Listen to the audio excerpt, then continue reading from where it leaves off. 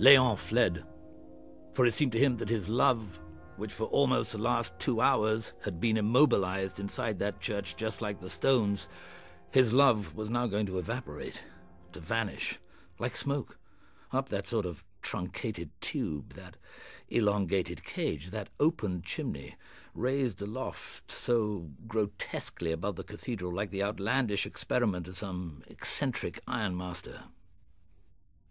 "Where are we going?" she said.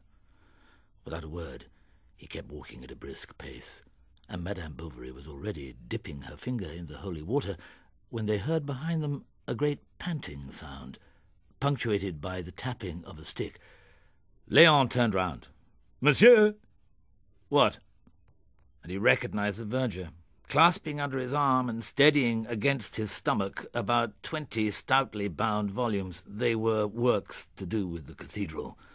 "Imbecile," muttered Léon, rushing from a church. A lad was playing on the pavement. "Go and find me a cab." Quick as a shot, the boy went off along the Rue des Quatre Vents. Now they were alone together for a few minutes, face to face, and rather embarrassed. "Léon, really, I don't know if I should—" She simpered, and in a serious voice, "It's most improper, don't you think?" "How, exactly?" replied the clerk. "It's what people do in Paris." And that phrase, like an irresistible argument, decided her. However, the cab did not appear. Léon was afraid she might go back inside the church. At last the cab was there. "At least go out by the north door," the verger shouted to them from the porch. "To see the resurrection, the last judgment, paradise, King David, and the damned in the fires of hell." "Where to, monsieur?" asked the coachman. "Wherever you like," said Léon, pushing Emma into the carriage, and the big machine began to move. She went down the Rue Grand Pont, crossed the Place des Arts, the Quai Napoléon, and the Pont Neuf, pulling up in front of a statue of Pierre Corneille. "Keep going," said a voice from the inside. The vehicle set off again, and once she reached the Carrefour Lafayette, gathering speed on the hill, she drove at full gallop into the railway station. "No, straight on," called the voice. The cab came out through the gates, and soon, on the drive, trotted gently along between the tall elm trees.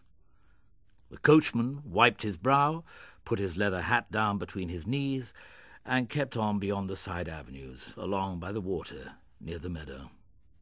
She went along the river bank, on the gravel towpath, and some distance towards Oiselle, beyond the islands. She went down a little track and wandered along the sand. She rode along very peacefully, with the unpolished straps cracking in the heat. But suddenly she dashed away across Quatre-Mers, Sotteville, the Grand Chaussée, the Rue d'Elbeuf, and stopped for the third time outside the Botanical Gardens. "Just keep moving!" shouted the voice in great fury. And instantly, moving off again, she went through Saint-Sever, along the Quai du Courondier, the Quai aux Meules, over the bridge again, across the Place du Champ de Mars, and behind the hospital gardens, where the old men in black coats walked in the sunshine, along a terrace with green ivy. She went back up the Boulevard Bovary, along the Boulevard Cauchoise, then up Mont Riboudet, as far as the Côte de Deville. She turned back, and with no plan or direction, at random, she wandered about.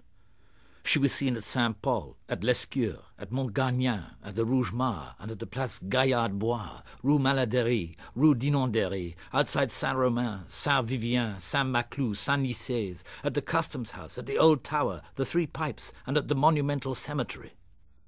Now and again, the coachman on his box cast a despairing glance at various taverns. He could not see what passion for locomotion drove this pair into never wanting to stop. He tried, now and then, and immediately he heard exclamations of wrath coming from behind him. So now he lashed out harder at his two sweat-soaked nags, ignoring the potholes, scraping into this and that, heedless, demoralized, almost weeping with thirst, fatigue, and affliction. Down by the harbour, in among the wagons and the great barrels, and in the streets, on every corner, the bourgeois gaped in amazement at this extraordinary thing appearing in a provincial town.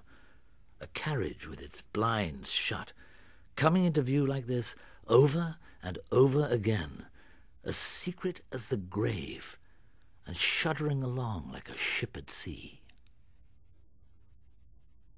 Just once, around midday, on the open road, when the sun was beating down on the old silvered carriage lamps, an unclad hand was pushed out from behind the little yellow linen curtains and threw away some scraps of paper, which scattered in the wind and settled a little way off, like white butterflies, on a field of red clover in flower.